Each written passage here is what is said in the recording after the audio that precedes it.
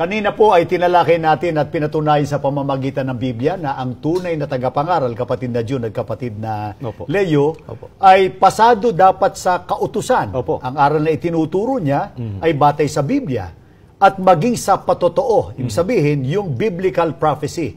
Hindi siya basta nagturo ng aral, kundi may paunang pahayag na nakasulat sa Biblia. Kaya ang naiwan nating tanong kanina, pasado ba ang kapatid na Felix Manalo sa tinatawag na kautusan? Meron ba siyang patotoo ng hula, kapatid na Leo? Meron po, kapatid na Michael, kapatid na June at mga kaibigan. At hindi lang meron, kundi marami. Mula po sa Old Testament hanggang sa New Testament. At ang isa po sa mga ito, mga kaibigan, ay nakasulat po dito sa Apokalipsis, sa 7:2 hanggang 3. At nakita ko ang ibang anghel na umaakyat mula sa sikatan ng araw, nataglay ang tatak ng Diyos na buhay. At siya'y sumigaw ng tinig na malakas sa 4 na anghel na pinagkaloobang maipahamak ang lupa at ang dagat, na nagsasabi, "Huwag ninyong ipahamak ang lupa kahit ang dagat, kahit ang mga punong kahoy, hanggang sa aming matatakan sa kanilang mga noo ang mga alipin ng ating Diyos."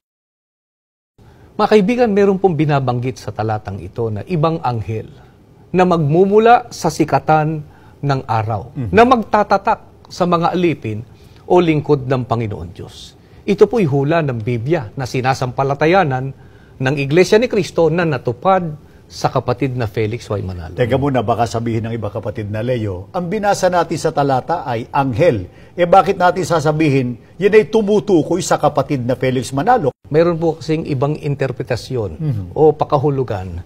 Yung iba, kapag ka nababanggit po ang salitang anghel, akala po nila ay tumutukoy ito sa kalagayan o kalikasan o uri ng pagkakalalang. Subalit, mga kaibigan, kung titingnan po natin ang kahulugan ng salitang anghel, batay na rin po sa mga Bible scholars, ay ganito po ang atin pong mababasa.